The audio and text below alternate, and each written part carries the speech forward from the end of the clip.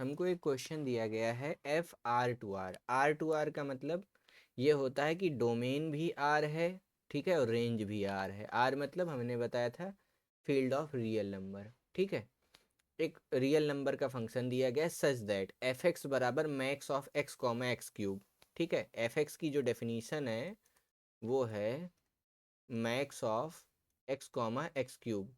मतलब हम एक्स और एक्स क्यूब का ग्राफ प्लॉट करेंगे, इसमें से जो मैक्स आएगा ना उसी को ले लेंगे, ठीक। तो देखो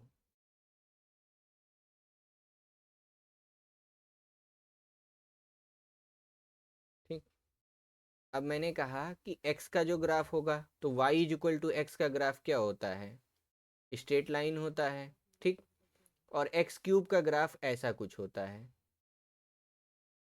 ठीक है, ऐसा कुछ बहुत तेजी से ऊपर की तरफ जाता है, थोड़ा और एग्जैक्ट ऐसे होता है, ठीक। अब हमें दोनों में मैक्स लेते रहना है, दोनों में मैक्स लेते रहना है, ठीक है। तो कब जो है, अब हमें पहले तो ये बनाना है ग्राफ में कि कहाँ कहाँ जो है ये क्या कहते हैं, कितने पॉइंट हैं जहाँ पे ये क्या हो रहा है, मैक्स है, ठीक है। तो अगर हम मैक्स पॉइंट पता कर लें, हम्म, तो हम इसका ग्राफ कुछ बना सकते हैं। तो मैक्स मतलब जो जिसकी वैल्यू ज़्यादा हो। तो इधर देखो निगेटिव से आते समय ये वाली वैल्यू ज़्यादा है, तो यहाँ से यहाँ तक तो ये हो गया, ठीक। इसके बाद देखो जीरो के बाद देखो क्यूब वाला है, ऐसा कुछ हो रहा है, ठीक। बट हमें अभी भी समझ नहीं आ रहा है कि इसमें करना क्या है, ठीक। तो सेट ऑफ द पॉइंट्स जहाँ पे एफ एक्स डिफरेंशिएबल नहीं है, तो सबसे पहले हमें एफ एक्स स्पेसिफाई करना पड़ेगा, ठीक है। तो हम एक रेंज लेते हैं, चलो, ठीक है। कोई ऐसी जगह जहाँ पे मतलब एक तो ये जीरो है, ठीक है, जीरो से जस्ट पहले जीरो के जस्ट बाद, हम्म। तो अगर मैं जीरो से इन माइनस इन्फिनिटी से जीरो एक रेंज लेता हूँ, ठीक, माइनस इन्फिनिटी से जीरो, ठीक। तो इसमें जो मैक्स वैल्यू होगी वो क्या होगी,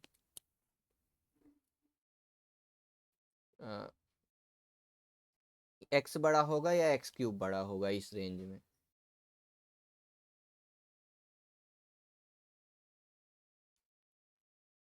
इस रेंज की अगर मैं बात करूं तो यहाँ पे तो हमें क्लियरली पता है कि एक्स ही बड़ा होगा, ठीक है, एट जीरो, ठीक है, एट जीरो।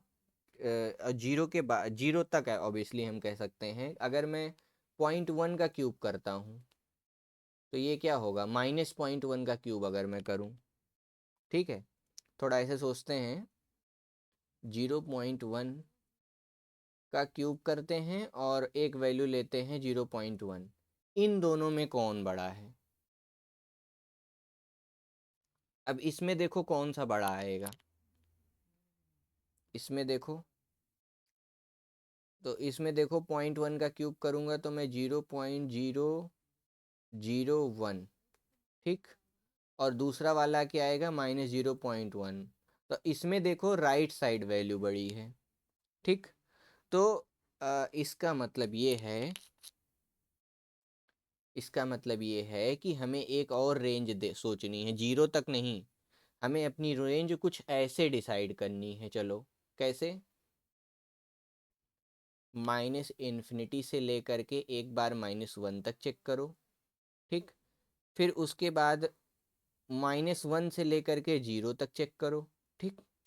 अब जैसे इस साइड होगा क्योंकि सिमेट्रिकल है, थोड़ा सा मतलब एक जैसा दिख रहा है, तो हम ऐसा सोच सकते हैं कि जीरो से वन तक एक जगह होगी और फिर वन से लेकर के इन्फिनिटी तक, इतनी रेंज पे हम सोच सकते हैं, हम्म।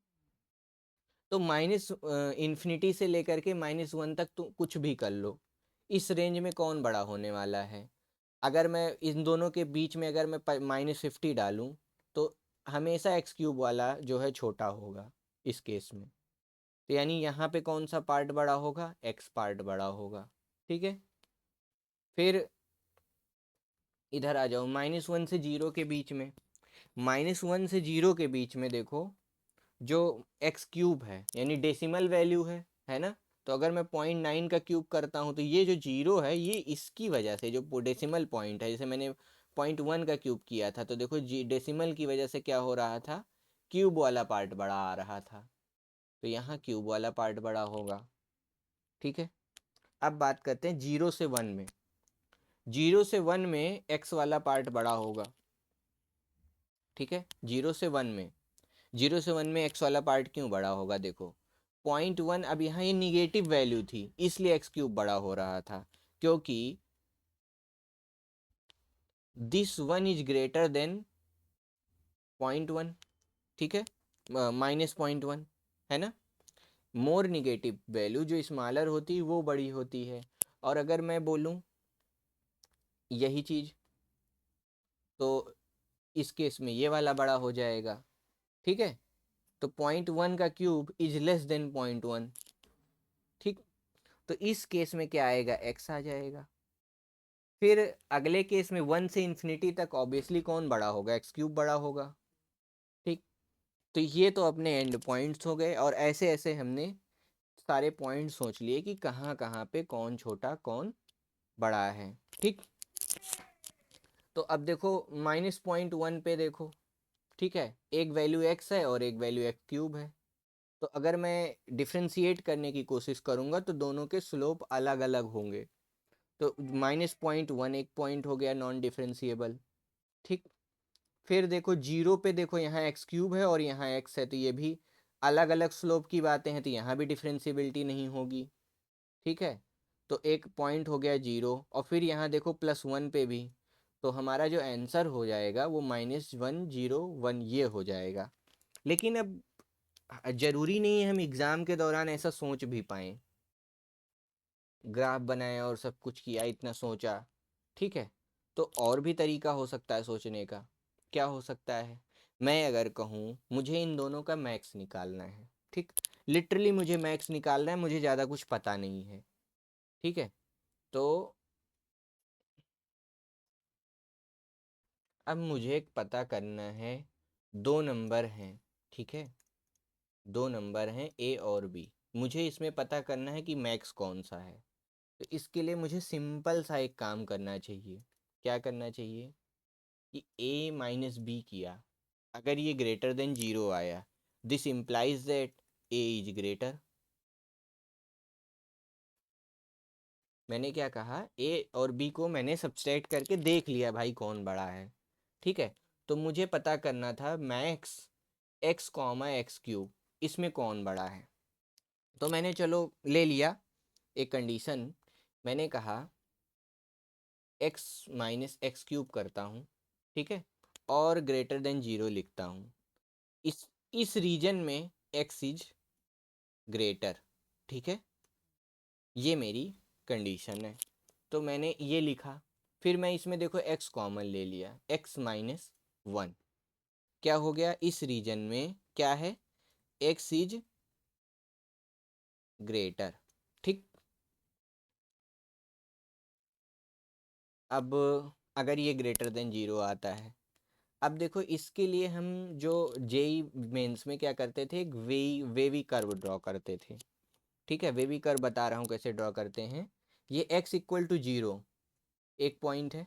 ठीक है, और हाँ मैंने x कॉमन लिया तो यहाँ x² - 1 आना चाहिए था। ठीक है, तो x² - 1। ठीक है, तो इसको हम कह सकते हैं, x कॉमन लिया तो x प्लस आई और x माइनस आई हो जाएगा ये तो अब ये ऐसा मैंने कहा। ठीक, तो अब यहाँ x² - 1 है, तो एक तो रीजन हो गया जो है क्या कहते हैं अपना, इसका जो सॉल्यूशन हो गया, एक तो ये हो गया कि मैं 1 रख दूँ, तो 1 - 1 रख दूँ तो भी 0 आएगा, -1 का स्क्वायर करके रख दूँ तो भी 0 आएगा। ठीक है, तो इसके जो रूट्स हैं, एक तो यहाँ 0 पे है। ठीक है, एक यहाँ -1 है और एक यहाँ +1 है, मैंने 3 रीजन्स लिख लिए। ठीक, फिर मैंने कहा इन तीनों रीजन में मैंने कहा 50,000 डालो। मैंने 50,000 डाल दिया, यानी ये वाला रीजन। तो 50,000 जब मैंने डाला तो देखो ये वैल्यू क्या है, ग्रेटर देन 0 है। ठीक, तो यहाँ मैंने कहा ये प्लस आएगा, यानी ये कंडीशन सेटिस्फाइड है। ठीक, अब +1 और -1 के बीच में अगर मैं 0.9 डाल देता हूँ, या ओह ये कैसे लिख रखा है, हाँ ये तो इधर होना चाहिए और ये इधर होना चाहिए। ठीक, अब ठीक है। तो 50,000 वाला पार्ट ये ठीक है, इधर ग्रेटर देन 0 है। अब 0 और 1 के बीच में अगर मैं बोलूँ तो 0 1 के बीच में अगर मैं 0.1 डाल देता हूँ, ठीक है, तो 0.1 का स्क्वायर -1, तो यहाँ देखो अपने आप निगेटिव आ रहा है। ठीक है, लेस देन 0 वाला रीजन हो गया, तो ये रीजन क्या हो गया, लेस देन 0। फिर देखो इस तरफ चलते हैं, -0.1 डालता हूँ। ठीक है, क्या डालता हूँ मैं इधर, -0.1। तो इस इक्वेशन में -0.1 डाल के देखो तो इस रीजन में क्या हो रहा है, -0.1 डालो ज़रा, क्या हुआ ये, तो -0.1 का स्क्वायर -1। ठीक है, तो माइनस ये कितना आएगा, ये जितना भी आएगा ये निगेटिव वैल्यू आएगी। ठीक है, एक निगेटिव वैल्यू इनटू ये वाली एक और निगेटिव वैल्यू। ठीक है, तो ये क्या आ जाएगी, पॉजिटिव वैल्यू। ठीक, तो ये हो गया अपना पॉजिटिव रीजन। फिर इधर अगर मैं निगेटिव डाल के देखूं तो ये निगेटिव रीजन आना है।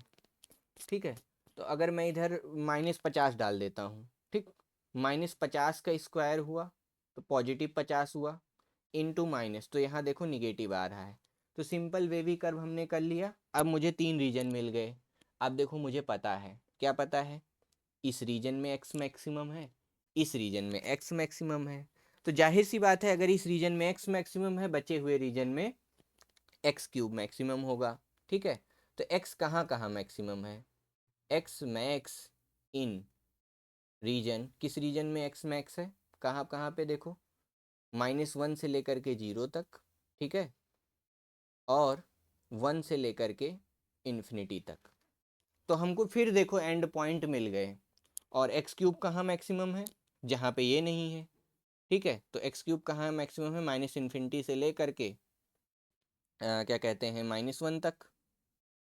ठीक, और यूनियन जो है 0 से लेकर के 1 तक। तो देखो हमें एंड पॉइंट्स मिल रहे हैं, -1 मिल रहा है, 0 मिल रहा है, 1 मिल रहा है। तो इस तरह अगर हमें मैक्सिमम की कोई कंडीशन दी गई हो तो दो नंबर को सब्सट्रैक्ट कर देते हैं और उसको ग्रेटर देन 0 लिख देते हैं। तो इससे हमें पता चल जाता है, 0 के लिए सॉल्व कर लेते हैं, इससे हमको पता चल जाता है कौन सा रीजन है जहाँ पे कोई फंक्शन जो है मैक्सिमम है, या कोई वैल्यू मैक्सिमम या मिनिमम है। तो उस तरीके से भी ये अपने तीनों पॉइंट निकल सकते थे। अभी मान लो यहाँ साइन x दिया होता या e⁻x दिया होता, तो ग्राफ अगर हमें नहीं याद है तो हम सब्ट्रैक्ट करके ऐसा कुछ करके देखते, कैलकुलेटर में वैल्यू डाल के देख लेते।